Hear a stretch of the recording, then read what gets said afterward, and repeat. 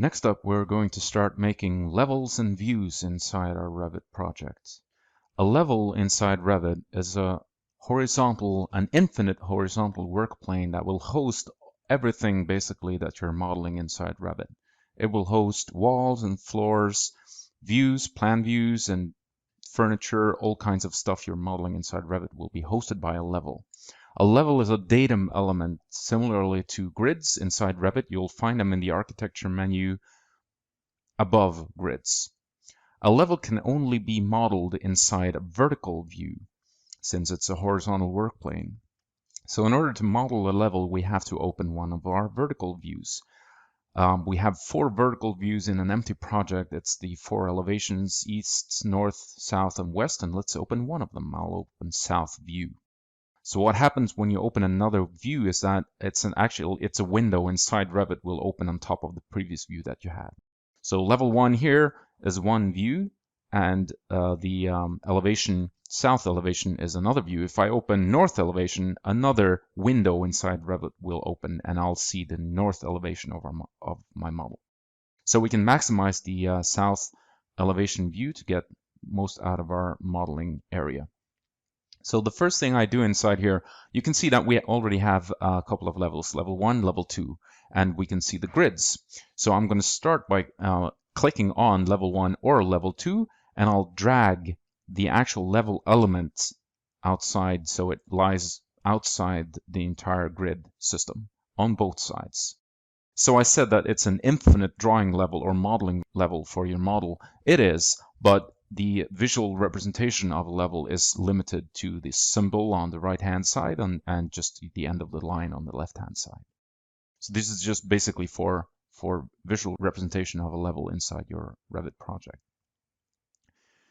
You can move a level around by just dragging it.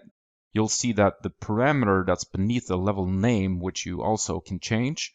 Everything that's blue in Revit, I think you can change or click on or something. You can click inside this edit parameter, the height parameter of your level, and we can just say, for instance, 5 meters. The level will move down to 5 meters above level 1. We can also move level 1, obviously, to something like 100 millimeters or back using this same technique. Another way to move a level is to apply a dimension between 2 levels or to something else, and then you can click on a level and use the dimension for moving that level.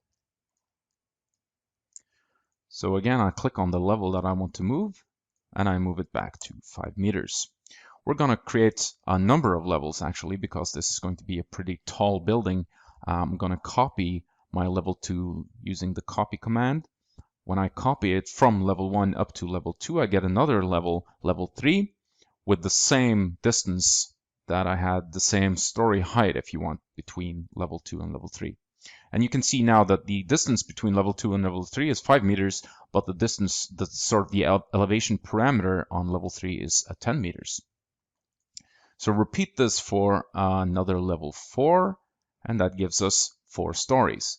Now you can see that I add a dimension segment to my dimension line by selecting it and using the edit witness line command that's in the modify tab for dimensions, and I click on my new level 4 and in empty space. This way you get like a continuous dimension element with multiple segments. Another way to add levels is using the array command that we used for grids. So I'm going to click on level 4. I'm going to use the array command. I'm going to, again, almost always, I deselect the group and associate tool. And I want my 11th or 12th level to be the last level of this array. So -4, let's say 12, then I use the number 8. And then I'm going to have a pretty high story height on level 1, 2, and 3. And then from level 4 up, we're going to have some hotel rooms, so with lower story heights. I array this level 4 up, let's say 3.2 meters, like so. Then you can see that level 11 now is the last level in this array.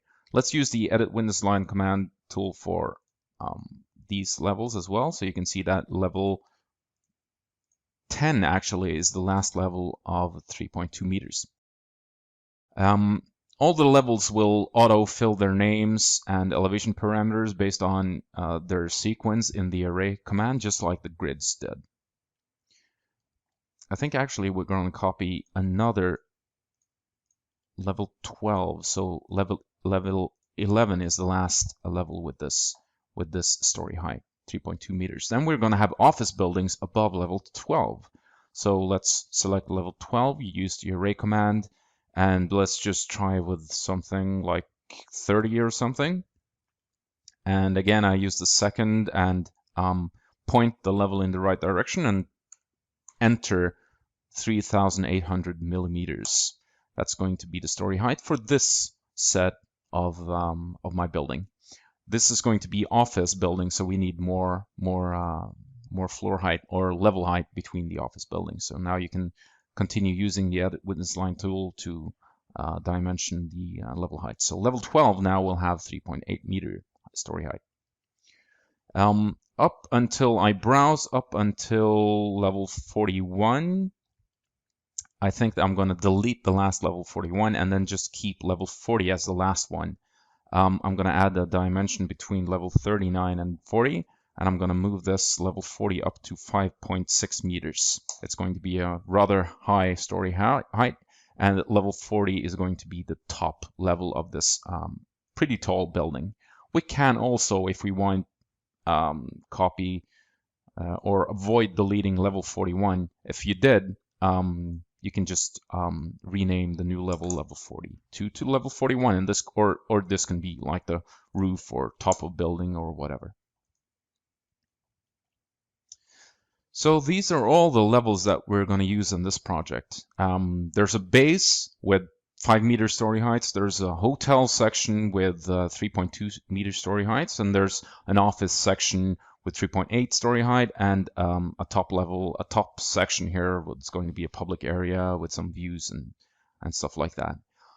Next up, we're going to just select all the grids in our project and extend them to the top of our levels, the top of our building. So an easy way to do this is like right-clicking on one grid. You choose Select All Instances in Entire Project. If we selected Visible in View, we would always only select the number grids, not the letter grids. So if I use Entire Project, it's going to select all the grids in my entire project, regardless of its number or letter grids. So Entire Project, I'm going to right-click, and I'm going to choose Maximize 3D Extents. So this will basically just extend all my grids in all my views to the top roof level.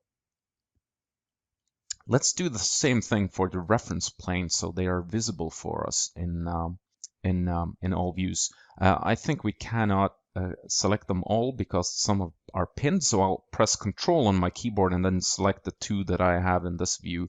Just go Maximize 3D Extents from a right-click menu. Now we're going to open the west facade or the east facade, and we'll do the same procedure with the reference planes inside here. Right-click, Maximize 3D Extents. And here we can also drag the level elements outside our last reference plane, so it looks nice and smooth. Let's do it on both sides. Like so. I use, again, ZX on my keyboard to zoom extend this window. So if I use WT window tile, I can now use also ZA like zoom A. I'm going to repeat these shortcuts that are pretty important when you're modeling inside Revit. You use this ZX keyboard combination to zoom extend one window, ZA for multiple windows, and then window tile is the WT. You can actually see these shortcuts, I think, if you go to the view. Let's see here, window tile, yeah, that's WT.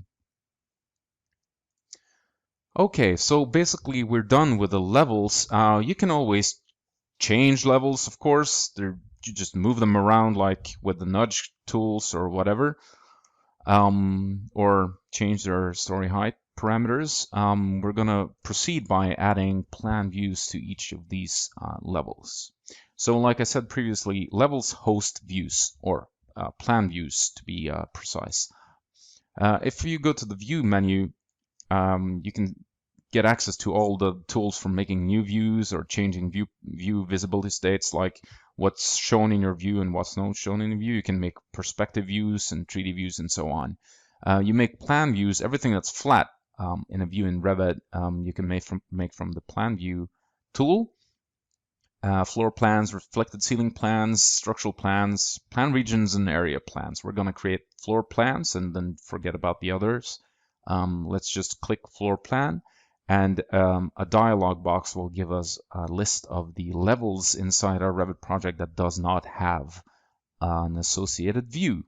These are actually the same levels that are black inside my Revit project. You can see that level 2 is blue, level 3 is black. And that basically means that there's no associated view on this level.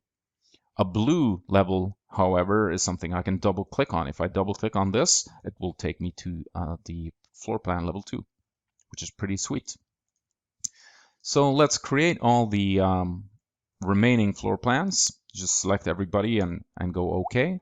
And then Revit will create all your floor plan views, like so.